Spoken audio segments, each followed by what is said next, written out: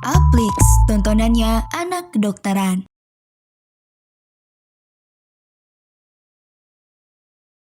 Halo semuanya, balik lagi bareng aku, Kak Ari, di video e-learning mata kali ini. Nah, di video e-learning mata kali ini kita akan bahas tentang kelainan bilik mata depan, ya.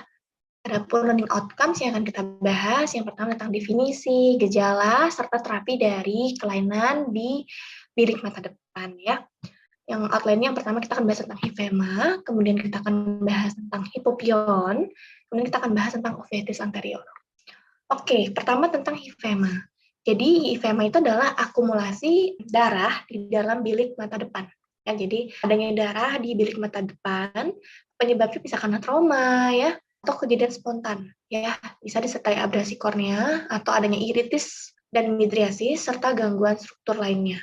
Gejalanya nyeri, kemudian ada penglihatan terganggu, ada fotofobia, ada riwayat trauma, atau bisa spontan, misalnya terjadi pada pasien-pasien dengan riwayat diabetes atau koagulopati. Tata laksananya dengan darah baring, dengan kepala posisi ditinggikan 30 derajat, kemudian batasi aktivitas fisik ya, bisa gunakan pelindung mata, berikan asam tranexamat, kemudian NSAID.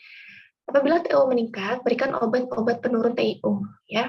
Nah, hifema grade 3 atau 4 dengan TIO meningkat dapat dilakukan parasintesis ya. Komplikasi dari hifema ini adalah terjadinya glaukoma sekunder ya, bisa terjadi perdarahan sekunder, bisa terjadi siderosis bulbi, atrofi saraf bulbi dan corneal blood staining ya. Jadi ini untuk grading hifema. Nah, ini mikrohifema terlihat ya. Kalau grade 1 dia kurang dari 33%, anterior chambernya terisi, kemudian grade 2 itu 33 sampai 50%, grade 3 lebih dari 50%, grade 4 harus yang grade 3 dan grade 4 harus dilakukan parasintesis. Oke, next kita akan bahas tentang hipopion. Hipopion itu apa? Jadi hipopion itu adalah adanya pus steril yang berkumpul pada bilik mata depan dengan terlihat seperti lapisan putih di bawah bilik mata. Etiologinya bisa pecah bedah, adanya trauma atau infeksi. Gejalanya nyeri, iritasi, gatal, ya, ada fotofobia pada mata yang terinfeksi, kemudian penurunan visus, kemudian adanya flare, ada eksudat, sinergia, dan keratik presipitat. Terapinya, terapi penyakit yang menyebabkan hipopion terjadi, dan pemberian kortikosteroid dan siklopegi. Oke, next kita akan bahas tentang uveitis anterior. Nah, uveitis anterior itu namanya iridoseklitis, jadi terjadi inflamasi pada traktus uvea anterior, di mana terjadi pada iris dan pars plica badan silia. Merupakan bentuk yang paling sering terjadi pada uveitis, yaitu uveitis anterior. Ya, penyebabnya idiopatik, paling sering, namun bisa juga bersifat autoimun. Gejalanya mata merah, nyeri, yang unilateral, kemudian fotofobia, epifora, bisa penurunan penglihatan tergantung keparahan. Tanda lainnya ada injeksi silier, injeksi perilimbal, ya, miosis hipopion, flare cell, eksudar fibrin, ada KIPS, jadi ada keratin presipitat, dan iris yang sinekia atau menempel. Terapinya dengan pemberian sikloplegik, secara topikal, sistemik, atau secara subkonjungtival. Ya, jadi ini uveitis anterior, ya. Keratik presipitat, ini hipopion, ini ada iris nodul, ini yang ada posterior sinekia.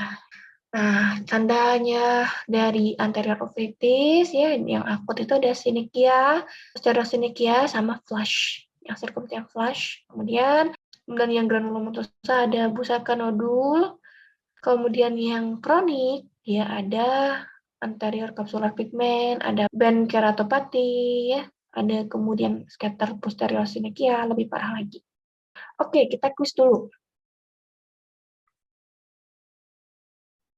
Perempuan 56 tahun datang mengeluh mata kiri merah sejak 5 hari yang lalu. Keluhan lain berupa nyeri, silau, penglihatan kabur.